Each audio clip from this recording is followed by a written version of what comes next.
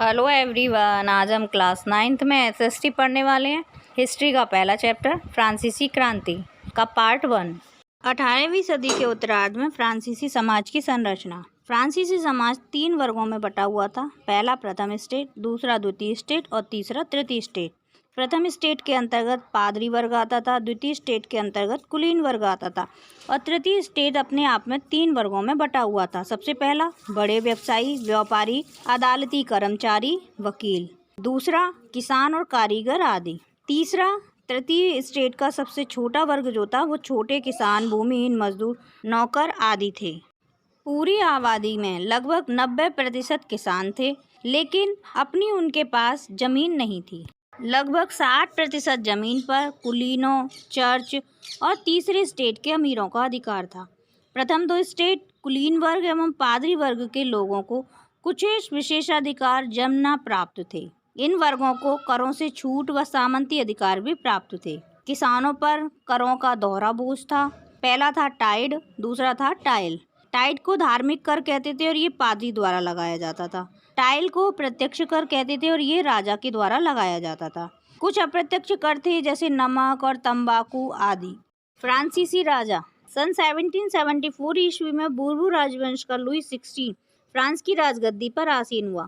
उसकी उम्र केवल 20 साल थी। उसका विवाह ऑस्ट्रिया की राजकुमारी मैरी एंतोइनेट से हुआ। राज्यारोहण के समय राजकोष खाली था। ब्रिटेन के खिलाफ अमेरिका 13 उपनिवेशों की मदद करने व अन्य कारणों से राज्य पर कर्ज का बोझ था। इससे राज्य की खर्चों जैसे सेना, स्कूल, राज दरबार इत्यादि का भी बोझ था।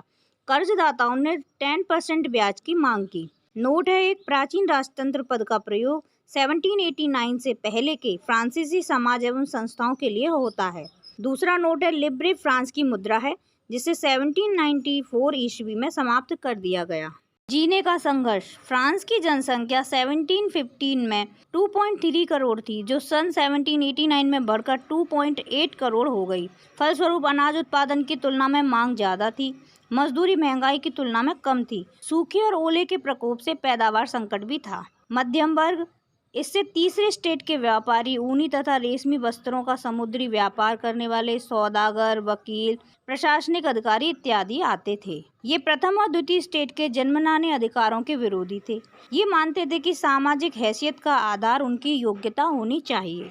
एक नोट है स्वतंत्रता, समान नियमों तथा समान अवसरों के विचार पर आधारित समाज की परिकल्पना जॉन लॉक, जियोलॉक, रूसो जैसे दार्शनिकों ने प्रस्तुत की है। सेकंड नोट है टू टीटराइजेशन ऑफ गवर्नमेंट में लॉक ने राजा के देवी और निरंकुश अधिकारों का खंडन किया है। क्रांति की शुरुआत। फ्रांसीसी सम्राट लुई 16 ने 5 मई 1789 को स्टेट असेंबली की बैठक बुलाई, जिसमें प्रथम और द्वितीय स्टेट के 300 प्रतिनिधि तथा तीसरे स्टेट के 600 प्रतिनिधि शामिल हुए। स्टेट जनरल के नियमों के अनुसार प्रत्येक वर्ग को मत देने का अधिकार था, परंतु इस बार तीसरे वर्ग के प्रतिनिधियों ने पूरी सभा को मतदान का अधिकार देने की मांग की। नोट है यह लोकतांत्रिक सिद्धांत था, जिसे मिसाल के तौर पर रूसो ने अपनी पुस्तक द सोशल कॉन्ट्रैक्ट में प्रस्तुत किया था। सेकंड नोट है जब सम्राट ने इस प्रस्ताव को अस्वीकार कर दिया तो तीसरे वर्ग के प्रतिनिधि विरोध स्वरूप बाहर चले गए।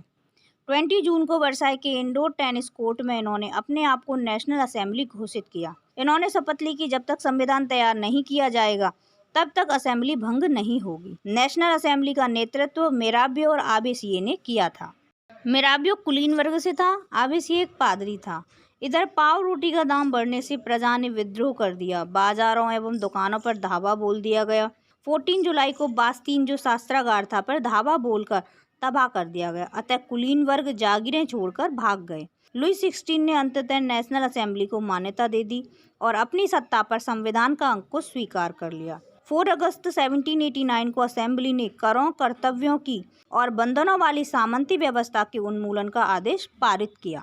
धार्मिक कर समाप्त किया गया। पादरियों का विशेषाधिकार छोड़ने के लिए विवश किया गया तथा चर्चों की जमीन छीन ली गई।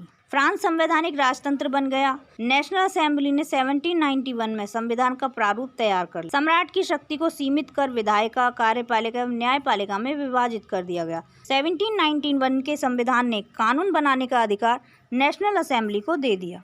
न्यायपालिका का मुखिया न्यायाधीश, कार्यपालिका का मुखिया सम्राट, विधायिका का मुखिया नेशनल असेंबली।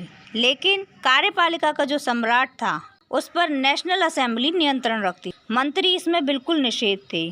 निर्वाचक पुरुष जो थे वो नेशनल असेंबली के लिए वोट करते थे।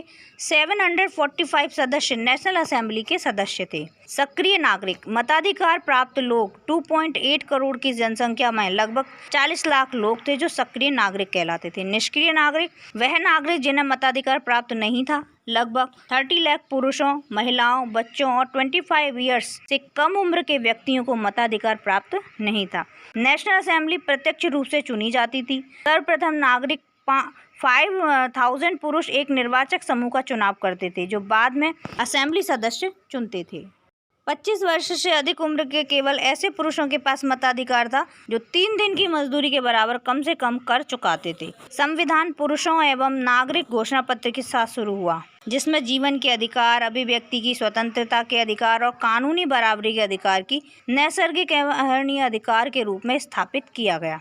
नेक्स्ट है राजनीतिक प्रतीकों के मायने। 18वीं सदी में ज़्यादातर स्त्री पुरुषों को पढ़ना लिखना नहीं आता था, अतः महत्वपूर्ण विचारों के प्रकटीकरण के लिए प्रतीकों का प्रयोग होता था। पहला है टूटी हुई जंजीर। इसका जो अर्थ है वो आज़ादी का प्रतीक है। छड़ों का बर्छीदार गट्ठर एकता में बल है। त्रिभुज के अंदर रोशनी बिखेरती हुई आंख ज्ञान का प्रतीक थी। सूर्य की किरणें अज्ञान रूपी अंधेरे को मिटा देंगी। नेक्स्ट है राजदंड, शाही सत्ता का प्रतीक था। नेक्स्ट है अपनी पूंछ मुंह में लिए सांप, कहने का मतलब है समानता का प्रतीक। अंगूठी का कोई और छोर नहीं होता। 6 है लाल फ्राइजियन टोपी। यह दासों तथा स्वतंत्र होने के बाद पहनी जाने वाली टोपी थी। 7 डैनो वाली स्त्री, कानून का मानवीय रूप। लास्ट और 8 है विधिपट। कानून सबके लिए समान है, उसकी नज़र में सब बराबर हैं। अगला पॉइंट हम पढ़ेंगे फ्रांस में राजतंत्र का उन्मूलन और गणतंत्र की स्थापना। लुई 16 ने संविधान पर हस्ताक्षर कर दिए थे, परंतु प्रशा के राजा और अन्य पड़ोसी देशों से गुप्त वार्ता कर सैन्य सहयोग की मांग करता रहा। अप्रैल 1792 में नेशनल असेंबली ने प्रशा एवं ऑस्ट्रिया के विरुद्ध युद्ध की घोषणा का प्रस्ताव पारित कर दिया, जो जनता ने इसे कुलीनों के विरुद्ध जनता की जंग के रूप में लिया। उनके होठों पर देशभक्ति गीत थे। उनमें कवि रॉजेट दी लाइन द्वारा रचित मार्शले भी था। मार्शले आज फ्रांस का राष्ट्रगान है। 1791 के संविधान में सिर्फ अमीरों को ही राजनीतिक अधिकार प्राप्त थे, जो आलीशान क्लबों, जैकोबिन क्लबों में राजनीतिक चर्चा करते थे। चैप्टर से रिलेटेड कोई भी डाउट या कोई भी क्वेरी हो तो आप कमेंट बॉक्स में जाकर पूछ सकते हैं। Thank you for watching this video.